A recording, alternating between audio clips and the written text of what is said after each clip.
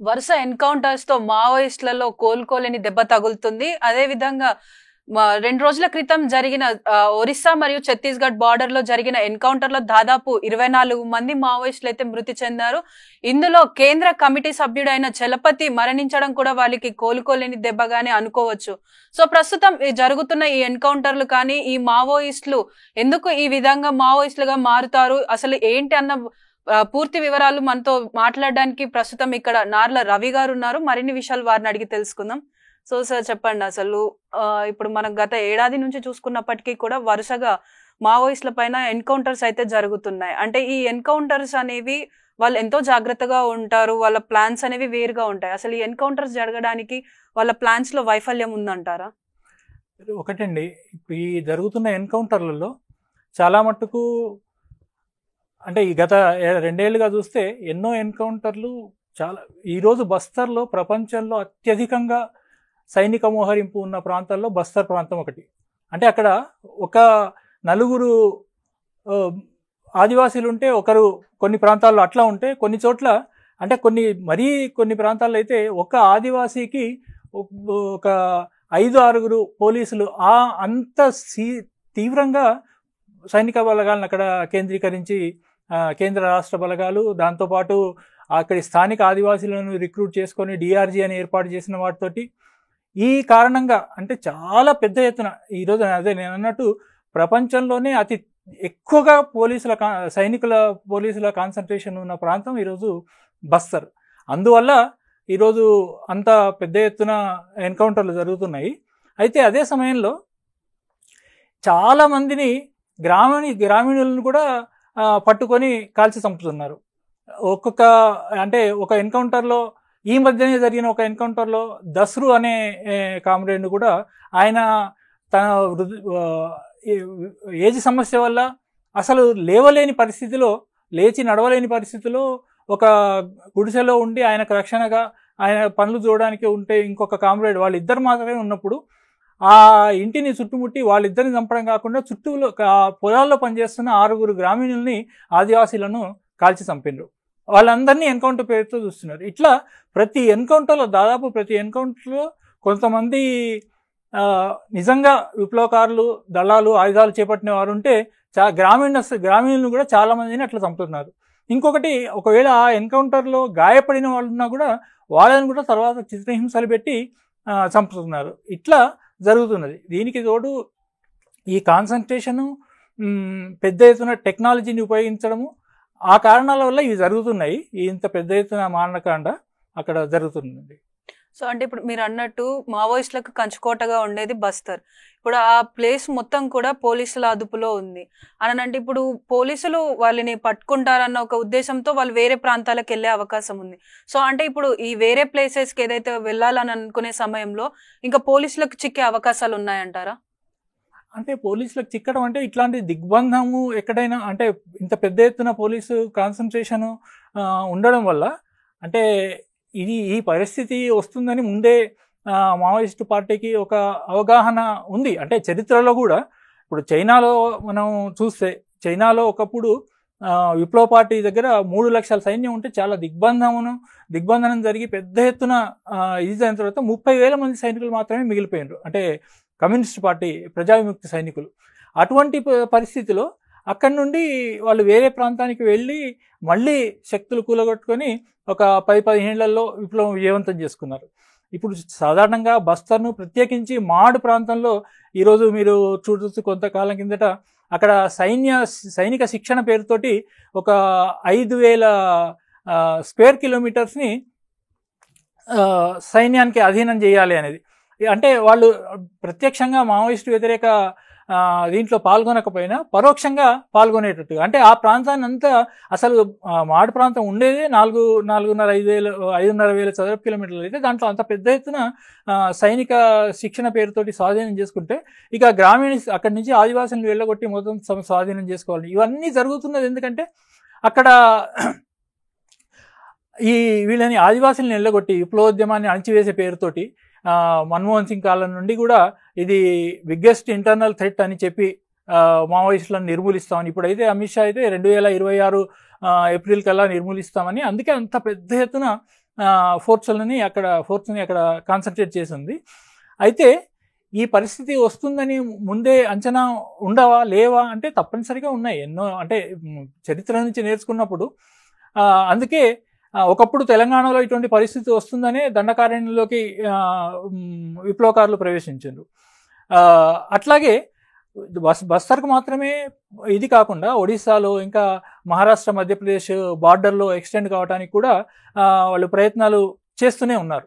అందుకే ఇప్పుడు ఒకవేళ మాడు ఇంత చాలా ఎక్కువ కాన్సన్ట్రేషన్ వల్ల ఒక మాడు ప్రాంతాన్ని కోల్పోయినా అది తాత్కాలిక విజయంగా లేదా వాళ్ళు ప్రభుత్వము అమిత్ షా ఇది మాది సంపూర్ణ విజయం అని ప్రకటించినా అది విప్లవకారులు దాని నుండి బయట పడటానికి వాళ్ళ ప్రయత్నాలు వాళ్ళు చేస్తూనే ఉంటారు. ఆ సమయంలో ఇటువంటివి జరగవచ్చు జరగకపోవచ్చు చెప్పలేము. అంటే కొన్నిసార్లు కొత్త ప్రాంతానికి వెళ్ళినప్పుడు లేదా కొత్త ప్రాంతం అని కూడా కాదు, గతంలోనే కొంచెం విడిగా ఉన్న చోట కొంత తక్కువ ఇది ఉన్న చోటకి వెళ్ళినప్పుడు ఆ క్రమంలో కూడా ఎన్కౌంటర్లు చేసి ఇట్లాంటి నిజమైన ఎన్కౌంటర్లు కావచ్చు అట్లాంటి వాటిల్లో కొంతమందిని దెబ్బతినే అవకాశం ఉంటుంది. అయినా ఈ పరిస్థితులు అయితే అంటే చాలా క్లిష్టమైన పరిస్థితులు, చాలా ఇది విప్లవోద్యమంపై దాడిగా మాత్రమే ఈ దేశ ప్రజలు ఎవరూ చూడకూడదు. ఎందుకంటే బస్తర్ ప్రాంతం కానీ ఛత్తీస్గఢ్ ప్రాంతం కానీ ఈ దేశపు ఆక్సిజన్ లాంటిది. అంటే దట్టమైన అడవులు ఉన్న ప్రాంతాలు ఒకటి ఈశాన్య రాష్ట్రాలు, ఛత్తీస్గఢ్, బస్తరు, మధ్యప్రదేశ్ అంటే మధ్య భారతంలో ఉన్న ఈ అడవులు. కాబట్టి ఈ జరిగే ఇది అంటే అదేదో విప్లవోద్యమాన్ని మావోయిస్టులను అణిచివేసే ఉద్యమంగానే కాకుండా అది ఆదివాసులను అక్కడ వెళ్ళగొట్టి అక్కడి మినరల్స్ని విదేశాలకు పెద్ద పెద్ద కంపెనీలకు అదానీ అంబానీ లాంటి వాళ్ళ కంపెనీలకు కట్టబెట్టడానికి జరుగుతున్న ప్రయత్నము. రెండోది ఆ అడవులు అంత పెద్ద ఎత్తున నాశనం చేస్తే, లక్షల ఎకరాలని నాశనం చేస్తే అది మనకు మొత్తం భారత ప్రజానీకానికి అది నష్టం, ఒక ఆదివాసులకు మాత్రమే కాదు.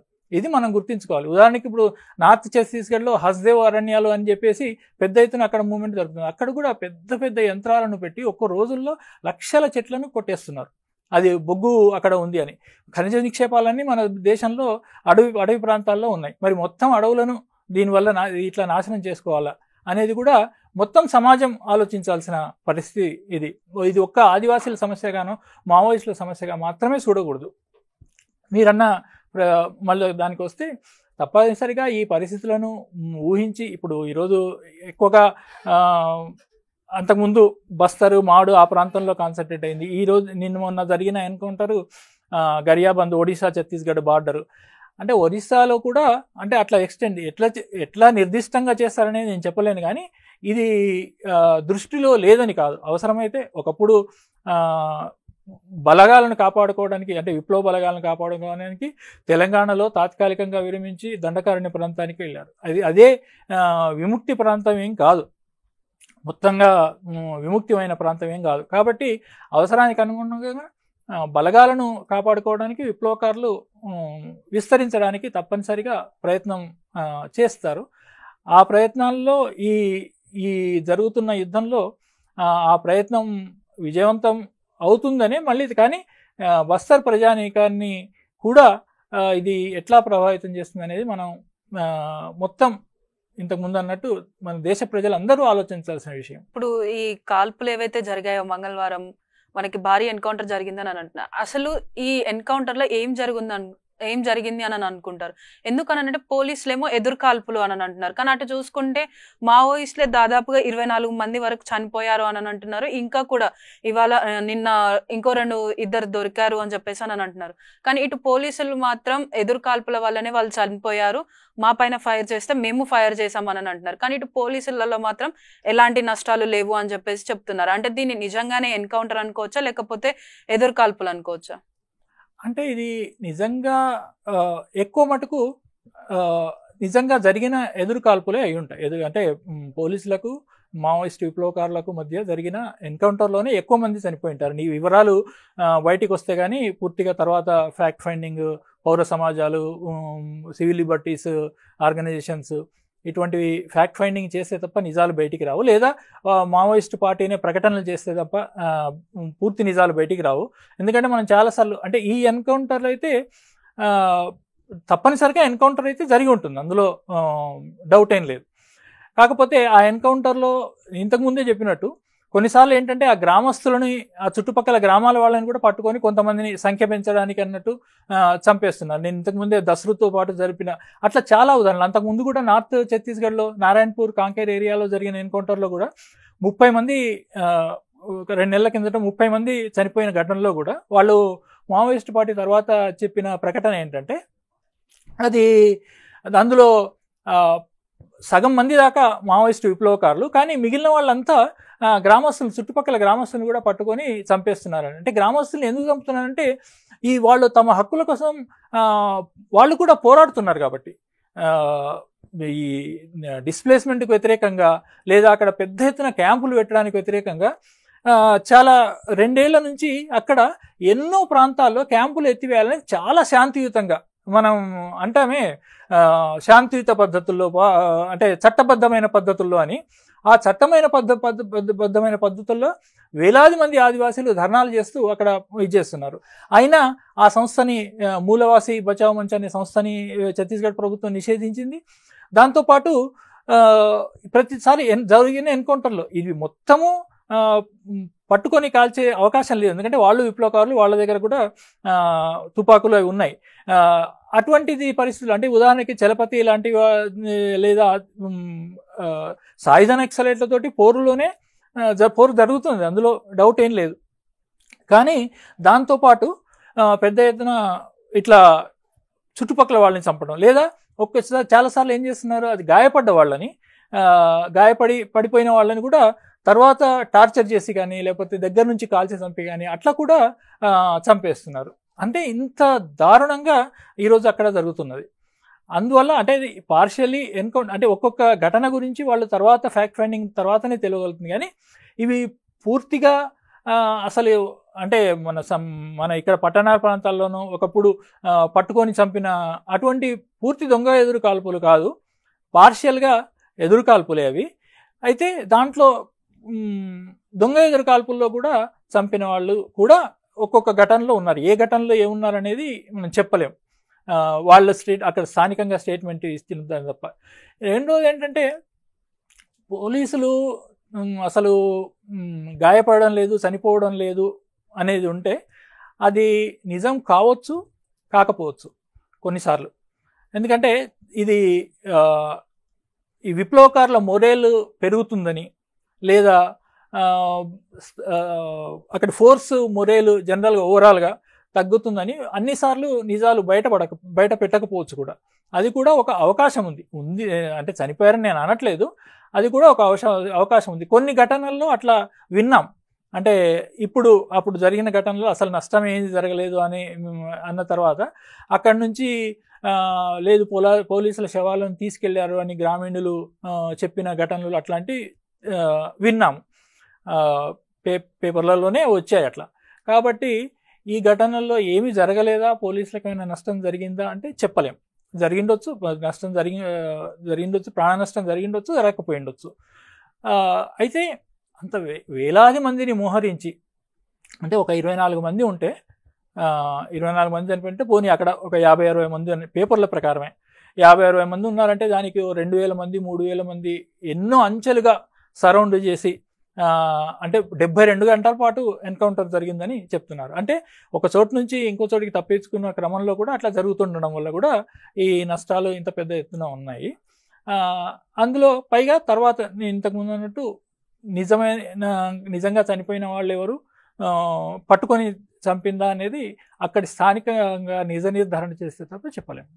సో అంటే ఇప్పుడు ఈ ఎన్కౌంటర్ లో ఏకంగా కేంద్ర కమిటీ సభ్యుడు చలపతిని చంపడం, అంటే ఆయన మృతి చెందడం అయితే చూస్తున్నాం. అంటే దాదాపుగా ఇంతకు ముందు జరిగిన ఎన్కౌంటర్స్లలో ఇలా కేంద్ర కమిటీ సభ్యుడు మృతి చెందిన వార్తలు అయితే లేవు. అంటే దీని ప్రకారం మావోయిస్టులకి వాళ్ళ కేంద్ర సభ్యుడిని కాపాడుకునే అన్ని వ్యూహాలు కూడా లేవంటారా? అంటే ఇప్పుడు ఇది మొదటి ఘటన కాదు, కేంద్ర కమిటీ సభ్యుడు గతంలో చనిపోకపోయిండొచ్చు, కానీ అంటే రాష్ట్ర కమిటీ సభ్యులు సీనియర్ అట్లా గతంలో కూడా చనిపోయారు. అంటే ఇంత పెద్ద ఎత్తున మోహరించిన సందర్భంలో ఇప్పుడు అంతెందుకు, మనకు రామగూడెం ఎన్కౌంటర్ జరిగినప్పుడు అక్కడ రామకృష్ణ అది అకిరాజ్ హరగోపాల్ గారు జస్ట్ త్రుటిలో తప్పించుకున్నారు చిన్న గాయమై. అటువంటి పరిస్థితులు కూడా ఎదుర్కొని ఉన్నాయి. అయితే ఇట్లా కేంద్ర కమిటీ సభ్యుడు చనిపోవటం ఇది మొదటిసారి కావచ్చు, కానీ రాష్ట్ర కమిటీ నాయకత్వం అట్లాంటి చనిపోయిన ఘటనలు ఈ మధ్య కాలంలో బస్తర్లో కూడా, అంతకుముందు రాష్ట్ర కమిటీ సభ్యులు కూడా ఎప్పుడు చనిపోలేదు. అంటే దానికి కారణం ఇంత పెద్ద ఎత్తున మోహరింపు అనేది. దీని నుండి అది అయితే ఒక దానివల్ల ఇట్లా జరిగింది. అంతేగాని మొత్తం విప్లవకారులు అన్నప్పుడు ఆ నష్టాలకు వాటికి తెగించే అందులో ఉన్నారు. అందులో కేంద్ర కమిటీ సభ్యులైనా ఒక్కోసారి దానికి బలి కావచ్చు, సాధారణ సభ్యులైనా ఇది కావచ్చు. అంటే కేంద్ర కమిటీ సభ్యులు ఉన్నప్పుడు వాళ్లకు ఉండే ప్రత్యేకమైన రక్షణ ఏర్పాట్లు ఉంటాయి. కానీ అయినా కూడా ఈ మోహరింపుల్లో ఇంతకుముందే అన్నట్టు 72 గంటల పాటు జరిగిన దీంట్లో ఒక చోటు నుంచి తప్పించుకొని ఇంకో చోటికి పోయినా కూడా అది జరిగిన దాంట్లో కామ్రేడ్ చలపతి అమరుడై ఉంటాడు. సో అంటే ఇప్పుడు మావోయిస్ట్ చలపతి గారు చనిపోయిన తర్వాత మావోయిస్టుల ఎలాంటి మానసిక పరిస్థితి ఉంటుంది అనుకుంటున్నారు? అదే విధంగా నెక్స్ట్ వాళ్ళ యాక్షన్ ప్లాన్ ఎలా ఉండబోతుంది అనుకుంటున్నారు? యాక్షన్ ప్లాన్ గురించి అయితే నేను చెప్పలేను. అయితే ఇది కామ్రేడ్ చలపతి కానీ అంతకుముందు దస్రు కానీ ఆయన కూడా చాలా సీనియర్ కామ్రేడ్, పట్టుకొని కాల్చాను. ఇంకా ఎంతోమంది ఆదివాసీ నాయకత్వ కామ్రేడ్స్, కామ్రేడ్ ఊర్మిళ, ఇట్లా వీళ్ళంతా చనిపోయడం అనేది అంతకుముందే ఇది మొదటి ఘటన ఏం కాదు. చలపతి కేంద్ర కమిటీ సభ్యుడు చనిపోవడం కూడా అంతకుముందు మహారాష్ట్రలో మిలింద్ టెల్టుమ్డే, ఆయన కూడా central committee member, Maharashtra party కార్యదర్శి. 27 మంది గడ్చిరోల్లో చనిపోయిన ఘటనలో ఆ కామ్రేడ్ కూడా అమరుడైండు, మిలింద్ టెల్టుమ్డే. కాబట్టి అప్పుడప్పుడు అట్లాంటి నష్టాలు జరగవచ్చు. దీని మీద అంటే తప్పనిసరిగా ఒక ప్రభావము క్యాడర్ మీద ప్రతి కామ్రేడ్ అది చిన్న కామ్రేడ్ కావచ్చు, తమతో పాటు నిత్యం సహజీవనం చేస్తున్న కామ్రేడ్స్ ఎవరు చనిపోయినా అది ఇదే చాలా బాధ కలిగించే అంశమే. అయితే ఇట్లాంటి నాయకత్వ కామ్రేడ్స్ అంతేకాకుండా పెద్ద సంఖ్యలో చనిపోతున్నప్పుడు అది తప్పనిసరిగా కొంత ఎట్లా ఉంటుందంటే దీన్ని ఎట్లా బయటపడాలనే ఆలోచన ఉంటుంది. కాబట్టి ఆ ఆలోచనలో దీని నుండి బయటపడడానికి ఎట్లా ప్రయత్నం చేస్తారనేది అక్కడ అంటే కేంద్ర కమిటీ కానీ, ఆ మిలిటరీ కమిషన్స్, కేంద్ర మిలిటరీ కమిషన్ కానీ, స్టేట్ మిలిటరీ కమిషన్స్, అంటే పార్టీకి మావోయిస్ట్ పార్టీకి సంబంధించిన వాళ్ళు అది చెప్పగలిగేది. సో అంటే ఇప్పుడు మనకున్న రికార్డ్స్ ప్రకారం ఏంటంటే దాదాపు 35 సంవత్సరాల వరకు కూడా చలపతి ఎలా ఉంటాడు అన్నది ఎవరికి కూడా ఐడియా లేదు. కాకపోతే 2016లో తీసుకున్న ఒక ఫోటో కారణంగా తనని ఇప్పుడు ట్రేస్ చేసి ఏదైతే ఎన్కౌంటర్ జరిగిందో ఆ ఎన్కౌంటర్లో అతను మృతి చెందడం జరిగిందని చెప్పేసి అంటున్నారు. అసలు ఆ ఫోటో వెనుక ఉన్న కథ ఏంటంటారు? అది ఏం లేదండి, అది ఊరికే మీడియాలో పేపర్లో నిన్న మొన్న నేను కూడా చూశాను, అది ట్రేస్ చేశారని. ఆ పేపర్తో ఫోటోతోటి ట్రేస్ చేయగలిగేది ఏమీ ఉండదు. అట్లా అనుకుంటే ఎన్నోసార్లు గణపతి ఫోటోలు కూడా 2007 తర్వాత కొద్ది గణపతి ఫోటోలు కూడా బయటకు వచ్చాయి. అది కారణం కాదు. సరే, ఆయన రూపురేఖలు ఎట్లా ఉంటాయి అని చెప్పి కొంతమందికి అంటే కొంచెం విస్తృత స్థాయిలో ప్రచారం చేసుకోవడానికి వాళ్ళ పోలీస్ ఇన్ఫార్మర్ నెట్వర్క్లో ఈయన గురించి అడగటానికి అవకాశం కల్పిస్తుంది తప్ప దాని ద్వారా ట్రేస్ చేయగలిగేది ఏముండదు ఆ ఫోటో ద్వారా. అది కారణం కాదు. అది వాళ్ళ నెట్వర్క్ ద్వారా ఎక్కడెక్కడ అంటే పెద్ద సమూహాలు అంటే ప్రజావిముక్తి సైన్యానికి సంబంధించిన ప్లాటూన్లు కానీ కంపెనీలు కానీ అవి ఒకటి టెక్నాలజీ ఉపయోగించి, 2 అక్కడ స్థానిక ఇన్ఫార్మల్ని ఉపయోగించుకొని అట్లా ప్రధానంగా తెలుసుకోవటమే తప్ప ఈ పేపర్ కటింగ్కి ఏం సంబంధం ఉండదు. సో అంటే చలపతి గారి గురించి అడిగితే మీరేం చెప్తారంటే ఆయన దాదాపుగా చాలా గెరిల్లా యుద్ధాలలో వాటిలలో పాల్గొన్నారు కదా, సో ఆయనకి మీకున్న అనుబంధం ఎలాంటిది? నాకు చలపతి గారు ప్రత్యక్షంగా అంత ఎక్కువగా తెలియదు. అయితే నేను పార్టీలో పనిచేసినప్పుడు 1-2 సార్లు ఆయన్ని సమావేశాల సందర్భంలో కలిసిన ఇది ఉంది. అంతేగాని అంటే ఆయన గురించి పరోక్షంగా వినటమే ఎక్కువ. అంటే ఆ ఏఓబి ప్రాంతంలో, ఆంధ్ర ఒరిస్సా బార్డర్ ప్రాంతంలో ఆయన ఒక సెరికల్చర్ డిపార్ట్మెంట్లో ఉద్యోగం చేస్తూ అక్కడి నుంచి అంతకుముందు నుంచే చిన్నప్పటి నుంచి పుస్తకాలు చదివే అలవాటు, హేతువాదం అవన్నీ అలవాటు ఉన్న చలపతి అక్కడ శ్రీకాకుళం ఆ ప్రాంతంలో సెరికల్చర్ డిపార్ట్మెంట్లో పనిచేస్తూ అక్కడ పనిచేస్తున్న దళాలకు సహజంగానే అట్లా పరిచయంలోకి వచ్చి అక్కడ ఆదివాసీల కోసం పనిచేయాలనే నిర్ణయానికి వచ్చి పూర్తికాల విప్లవకారుడై ఈ 40 ఏళ్లుగా దానికే అంకితమై పనిచేస్తున్న గొప్ప వ్యక్తి. అంతకు తప్ప ఎక్కువ వివరాలు ఆయన గురించి, నిజానికి చాలా వివరాలు ఇంతకుముందు మొన్న కామ్రేడ్ చలపతి చనిపోయినప్పుడు MV Ramana senior journalist avaninews.com నడిపే ఆయన రమణ, ఆయన కూడా గతంలో పార్టీలో ఆ ప్రాంతంలో పనిచేశాడు కాబట్టి అసలు ఎట్లా పరిచయంలోకి వచ్చాడు అంతా చాలా అద్భుతంగా రమణ అది రాశాడు.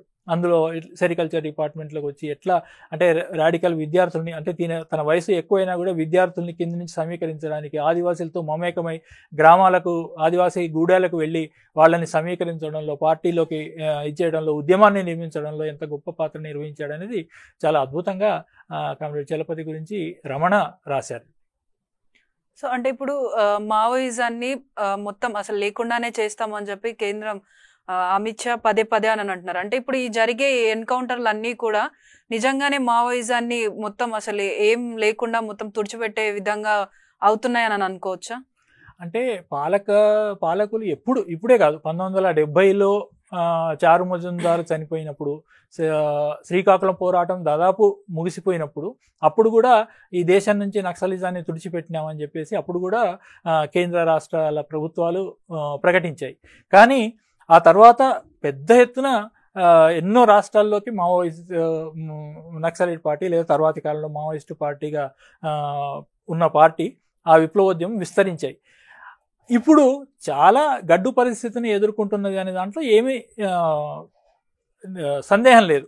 అయితే ఇది మావోయిస్టు పార్టీని బస్తర్ నుంచి తుడిచిపెట్టాలని చెప్పేసి చిదంబరం హోంమంత్రిగా ఉన్నప్పుడే ఆయన గ్రీన్ హంట్ అని మొదలుపెట్టి పెద్ద ఎత్తున ఆధునీకరణ అవన్నీ చేశారు.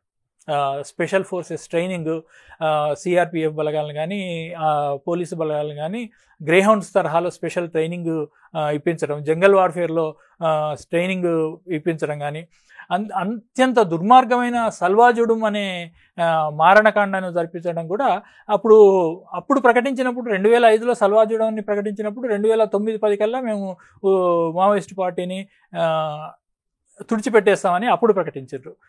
తర్వాత అంటే ఈ గోల్ పోస్టును కేంద్ర పరంగానే ఇప్పుడు మోదీ అమిత్ షాలు కానీ షిఫ్ట్ చేస్తున్నారు. 2016 ఏప్రిల్ కల్లా మొత్తం మావోయిస్టు ముక్త్ భారత్ని ఏర్పరుస్తామని చెప్పేసి అమిత్ షా అంటున్నాడు. మావోయిస్టు ముక్త్ భారతే కాదు, అసలు మోదీ షా అంటున్నది అంతకుముందు బీజేపీ కాంగ్రెస్ ముక్త్ భారత్ నిర్మించాలని, అంటే ఒక మావోయిస్టు ముక్త్ భారత్నే మోదీ షాలు నిర్మించుకోవాలని అని అనుకోవడం లేదు. అసలు దేశంలో ఎటువంటి ప్రతిఘటన, ఎటువంటి ఆపోజిషను, తమల్ని ప్రశ్నించే వాళ్ళు లేకుండా ఉండడం కోసం అటువంటి భారత్ నిర్మించాలని మోదీ షాలు ఈరోజు ప్రయత్నం చేస్తున్నారు. అయితే ఈ ప్రశ్నించే వాళ్ళల్లో అతి తీవ్రంగా ప్రశ్నిస్తున్న వాళ్ళు ఆదివాసీ, అంటే ఆ మినరల్స్ మొత్తము కాపాడడానికి ఆదివాసులు చేస్తున్న పోరాటానికి దన్నుగా నిలబడి గట్టిగా ఉన్నది మావోయిస్ట్ పార్టీ. కాబట్టి దాన్ని అణిచివేస్తే తప్ప, నిర్మూలిస్తే తప్ప తమ అధీనంలోకి పూర్తిగా, అంటే అక్కడి మినరల్స్ అన్నీ రావని, అవి అదాని అంబానీలకు, వేదాంత అగర్వాల్కు అప్పచెప్పలేమని మేము చేస్తామని చెప్పేసి ప్లాన్స్ అయితే చాలా వాళ్ళు వేసుకుంటున్నారు. కానీ ప్రజల సమస్యలు, ఇప్పుడు ఆదివాసులని లక్షలాది మంది ఆదివాసులని అక్కడి నుంచి భూమి నుంచి నిర్వాసితులను చేస్తామంటే, ఉదాహరణకి ఇప్పుడు పాలస్తీనాలో గాజా నుంచి కానీ ప్రతి చోటి నుంచి అంత బాంబులు వేసి లక్షల మందిని నిర్వాసితులను చేసి 50,000 మందిని చంపి మేము విజయం సాధించామని ఇజ్రాయెల్ అనుకుంటే అది ఎప్పటికీ అది సరిపోదు. అట్లాగే ఈ దేశంలో కూడా ఇప్పుడు అమిత్ షా ప్రకటించినట్టు 2016లో ఏప్రిల్ కల్లా మేము మావోయిస్టు ముక్త భారత్ను చేస్తామనంటే అది సాధ్యం కాని పని. ఒకవేళ అటువంటిది అనేది అన్నట్టు అసలు ఒక మావోయిస్టు ముక్త భారతే కాదు, అపోజిషన్ ముక్త్ చేయాలనేది అది ఎప్పటికైనా సాధ్యమయ్యే పని కాదు. సో అంటే ఇప్పుడు కూంబింగ్స్ జరుగుతున్నప్పుడు పోలీసులు వాళ్ళు ఎంతో ప్లాన్ తోటి అన్ని ఒక పక్క ప్రణాళికతో వచ్చి చేస్తూ అంటారు. సో అలా పోలీసులను ఎదుర్కొనేంత స్థాయి మావోయిస్టులకు ఉందంటారా? అది అంటే ఎదుర్కోవడానికి రకరకాల, అంటే ఒకప్పుడు ఇది అంటే యుద్ధం జరుగుతున్నది అక్కడ. ఆ యుద్ధంలో కొన్నిసార్లు పోలీసులది పై చేయి కావచ్చు, కొన్నిసార్లు మావోయిస్టులది పై చేయి కావచ్చు. ఇప్పుడు ఖచ్చితంగా పోలీసులు, సైనిక బలగాలది పై చేయిగా ఉన్నది. కానీ దీన్ని ఎట్లా అంటే ప్రజాయుద్ధ వ్యూహంలో భాగంగా ఎట్లా ఎదుర్కొని బయటపడగలుగుతుంది అది నేను చెప్పడం కష్టము. అంటే ఫిలసాఫికల్గా చెప్పొచ్చు, కానీ ప్రత్యక్షంగా అక్కడ జరుగుతున్న దాని నేపథ్యంలో చెప్పాలంటే అది మావోయిస్ట్ పార్టీ దాన్ని ఎంత విజయవంతంగా తిప్పికొట్టగలుగుతున్న దాని మీదనే అది ఆధారపడి ఉంటుంది. సో అంటే మీరు ఇప్పుడు ఎక్స్ మావోయిస్ట్, కొన్ని రోజులు మీరు కూడా అందులో ఉండొచ్చారు. అసలు మీకు ఎలా అనిపించింది ఆ మావోయిజంలో చేరాలి అని చెప్పి? మిమ్మల్ని ఏది ప్రేరేపించింది? అంటే మొదటి నుంచి కూడా నేను అగ్రికల్చర్ కాలేజ్లో బీఎస్సీ అగ్రికల్చర్ చేసే సమయంలోనే మా కాలేజీలో జరుగుతున్న కులాధిపత్య దాడులు, అగ్రకులాలలో దళితుల మీద చేసిన, దళిత విద్యార్థుల మీద చేసే ఇవి, ఇంకా మతోన్మాద దాడులు, ముఖ్యంగా అప్పుడు ఆ కాలంలో అయితే నేను ఫస్ట్ జాయిన్ అయిన ఒక 2 సంవత్సరాల్లోనే అక్కడ కొంతమంది వామపక్ష విద్యార్థులు మీటింగ్ పెట్టుకుంటే దాని మీద ఏబీవీ వాళ్ళు దాడి చేసి అందరిని విపరీతంగా కొట్టారు. అసలు ఇదేమి అన్యాయం? అప్పటి వరకు నాకు అటువంటి రాజకీయాలు ఏమీ లేవు. ఇదేమి అన్యాయం? వాళ్ళు మాట్లాడుకుంటుంటే దాడి చేసి కొట్టడం ఏంటి అని అట్లా ఆలోచించడం. అప్పటికే నాకు సాధారణంగా పుస్తకాలు బాగా చదివే అలవాటు ఉండడంతో ఈ సిటీలో జరిగే వామపక్ష మీటింగ్లు అవి అటెండ్ అవుతూ అట్లా క్రమంగా మా ఊళ్ళో కూడా చిన్నప్పటి నుంచి అంటరానితనం ఇట్లాంటివి ఊళ్ళో ఉండటాన్ని చూసిన వాళ్ళు ఇవి తప్పు, ఇవన్నీ పోవాలి అనే ఆలోచనలు క్రమంగా అయితే దాంతోపాటు ఈ మా అగ్రికల్చర్కి సంబంధించిన చూసినప్పుడు కూడా అసలు మా విద్యా విధానం అంతా అమెరికన్ డ్రైవ్డ్ విద్యా విధానం. ఇదంతా ఏంటిది? అసలు మన దేశ అవసరాలకు అనుగుణంగా విద్యా విధానం ఎందుకు లేదు? ఈ గ్రీన్ రెవల్యూషన్ పేరుతోటి ఎంత దుర్మార్గంగా పెస్టిసైడ్స్ ఇటువంటి అగ్రికల్చర్, అదే అంటే మన దేశ స్థానిక పరిస్థితులకు అనుగుణంగా జరిగే వ్యవసాయం కాదే ఇది. ఇక్కడి రైతుల అవసరాలను తీర్చేటట్లు వ్యవసాయం కాదే. ఇటువంటి అంటే ఒకవైపు సమాజంలో జరుగుతున్న ఇది, రెండోది ఒక అగ్రికల్చర్లో ఈ అన్సైంటిఫిక్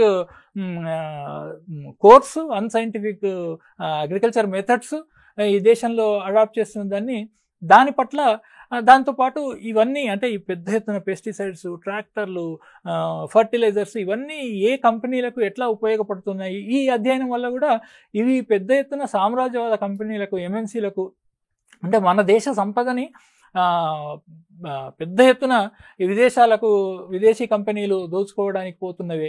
దాంతోపాటు మన దేశంలో ఇంత అంటే భూమి లేని వాళ్ళు, ఇంత కోట్ల మంది దళితులు, ఇతర వెనుకబడిన కులాల వాళ్ళు ఉండంగా వాళ్లకు అసలు ఏమాత్రం వ్యవసాయం చేయని వాళ్ళ చేతుల్లో పెద్ద ఎత్తున భూమి ఉండడం, ఇది చాలా అన్యాయం అనిపించింది. అట్లాగే ఫ్యాక్టరీ కార్మికుల పరిస్థితి, ముఖ్యంగా నాకు ప్రత్యక్ష అనుభవం కానీ అధ్యయనం వల్ల, రైతాంగాన్ని అయితే ప్రత్యక్ష అనుభవం కూడా ఊళ్ళ నుంచే వచ్చిన వాళ్ళం కాబట్టి ఇవి అన్నీ ఈ అసమానతలు పోవాలి. దేశంలో శ్రమ దోపిడీ ఉండకూడదు.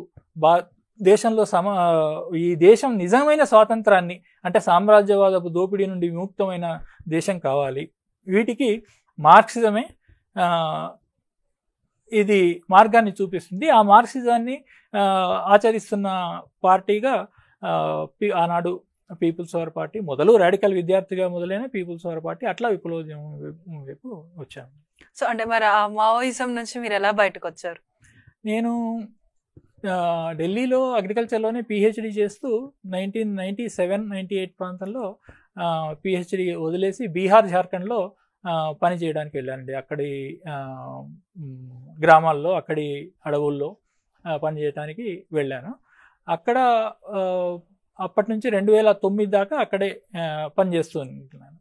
2009లో పని మీద పాట్నా నగరానికి వచ్చినప్పుడు ఏదో వాళ్ళ నెట్వర్క్లో ఎట్లా మొత్తం మీద నేను ఉండే ప్రాంతం అట్లా తెలుసుకొని అంటే పట్నాకు వచ్చిన అప్పుడే ఒక 10 రోజుల పాటు అక్కడ ఉన్నాము. మా వైఫ్ కూడా అక్కడ వచ్చిండినది.